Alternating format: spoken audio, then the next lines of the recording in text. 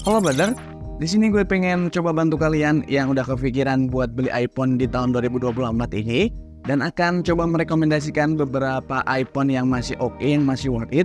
Di video kali ini gue akan coba bagi ke dalam 3 kategori harga. Yang pertama adalah iPhone yang harganya 3-5 jutaan, yang kedua adalah 5-10 jutaan, dan yang terakhir adalah iPhone yang harganya di atas 10 jutaan.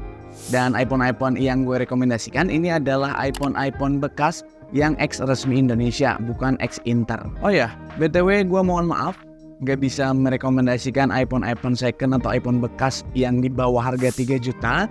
Karena biasanya paling kita dapat iPhone yang cukup tua, cukup lama, cukup jadul, yang kadang kita bisa aja menemuin iPhone yang banyak minusnya atau mungkin banyak masalahnya.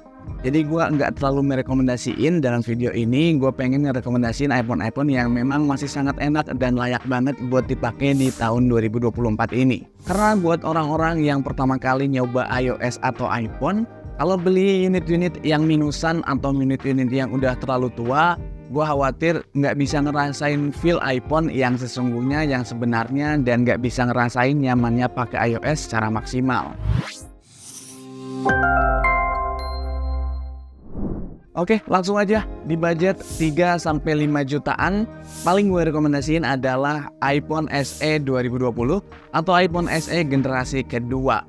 Dengan budget sekitar 3,5 jutaan sampai 4 jutaan, kita bisa udah dapet iPhone X iBook di storage 64GB untuk iPhone SE 2020 atau iPhone SE generasi kedua ini. Kalau dengan kapasitas 64GB kalian ngerasa kurang gede storage-nya, kalian bisa ambil pilihan di storage 128GB, harganya sekitar 4-5 jutaan tergantung kondisi baterai health, kelengkapan, dan lain sebagainya.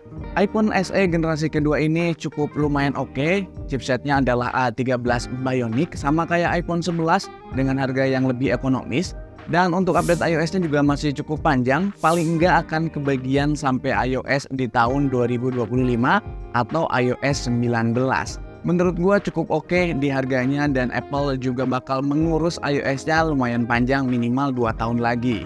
Buat performanya, A13 Bionic di iPhone SE generasi kedua atau iPhone SE 2020, bagi gua, menurut gua yang udah gua coba beberapa bulan, ini masih enak banget untuk aktivitas daily kita.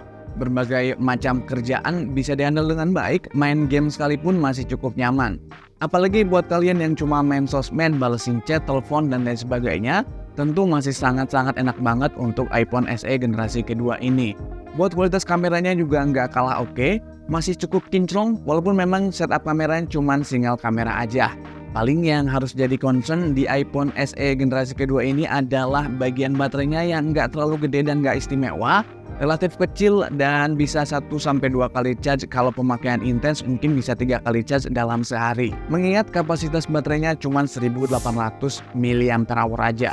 Secara desain untuk iPhone SE generasi kedua ini menurut gue cukup enak banget di tangan, kecil, compact, ringan. Kalau dimasukin saku kadang kita lupa berasa nggak pegang handphone atau nggak masukin handphone di saku kita. Tapi memang desainnya ini terkesan atau terlihat cukup old school, cukup jadul. Masih pakai fingerprint dan belum ada Face ID. Jadi nggak akan semua orang bisa cocok dengan desain yang ada di iPhone SE generasi kedua ini. Dan buat kalian yang masih di budget 3-5 jutaan ngerasa nggak cocok dengan iPhone SE generasi kedua atau iPhone SE 2020, alternatifnya paling pilihan terbaik ada di iPhone XR yang base model 64GB X iBox atau X Digimap itu sekitar 4-5 jutaan.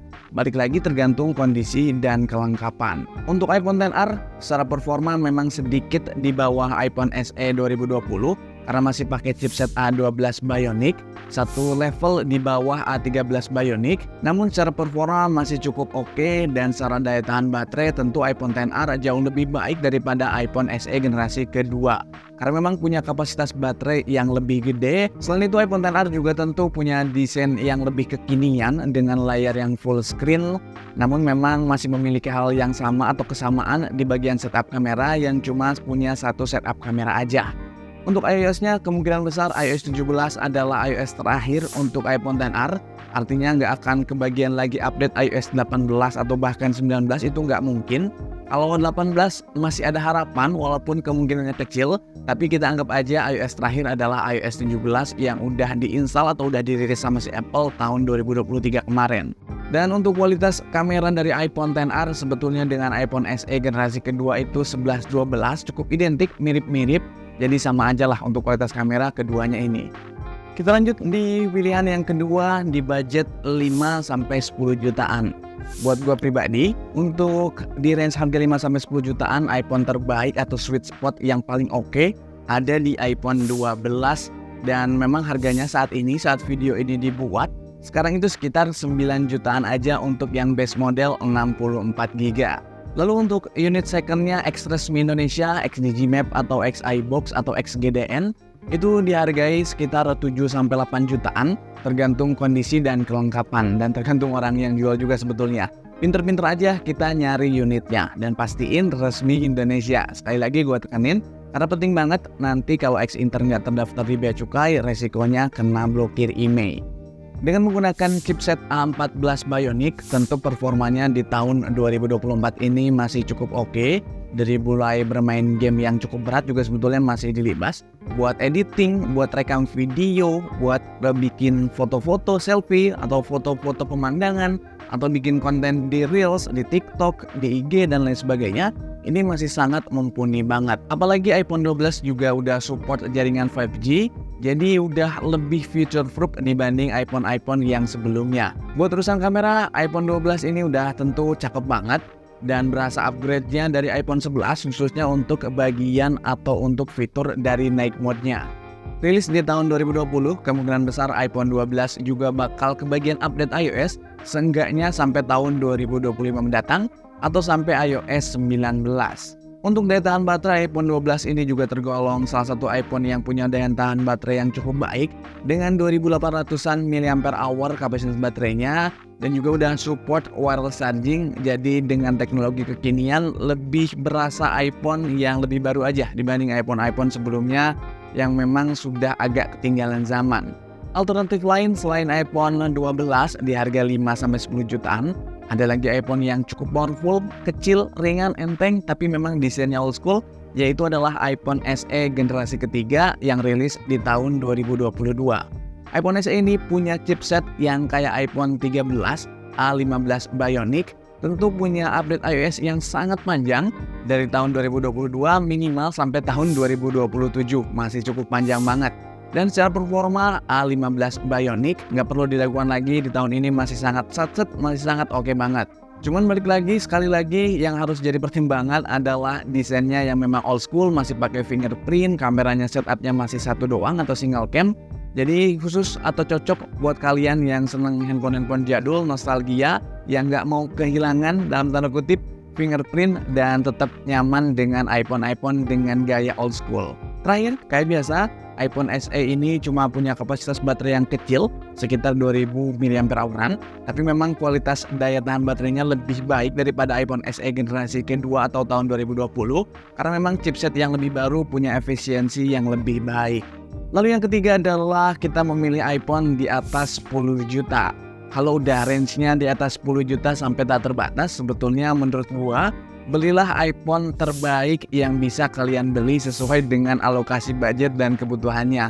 Mau beli seri apapun ini oke banget. Tapi sebelum kalian menentukan iPhone mana yang paling pas untuk kalian beli di atas budget 10 juta ini, izinkan gue coba memberikan saran dan rekomendasi ke kalian yang punya niat untuk beli iPhone dengan budget di atas 10 juta. Sebetulnya kalau kalian pilih iPhone 13 series, iPhone 14 series, atau iPhone yang terbaru, iPhone 15 series, semuanya adalah pilihan yang oke banget, tinggal disesuaikan kemampuan aja. Namun yang paling gue rekomendasiin untuk budget di atas 10 juta yang pertama adalah iPhone 13. Untuk iPhone 13 Pro gue nggak terlalu merekomendasikan karena cukup banyak isu di bagian layar kayak green screen, pink screen, dan sejenisnya yang menimpa iPhone 13 Pro series, 13 Pro atau 13 Pro Max dibanding dengan seri-seri yang lainnya. Kasusnya di iPhone 13 Pro dan iPhone 13 Pro Max itu lebih banyak. Saat video ini dibuat, iPhone 13 reguler base model 128GB harganya udah turun lagi. Sekarang di kisaran harga 10.999 yang resmi dari iBox. Menurut gue itu adalah harga yang cukup oke banget. Dan untuk yang unit secondnya mungkin bisa kalian dapat di harga 10 sampai dengan 10.500-an. Tergantung kondisi aja. Namun kalau kalian beruntung, kalau kalian nemu orang yang mungkin lagi jual cepet, jual butuh uang, bisa dapat harga di bawah 10 juta, bisa aja. Yang penting tetap hati-hati dan teliti kalau ada yang nawarin unit di harga di bawah pasaran. Untuk urusan baterai, iPhone 13 ini banyak yang bilang dan juga gua merasain kalau iPhone 13 ini baterainya lebih irit lagi daripada iPhone 12.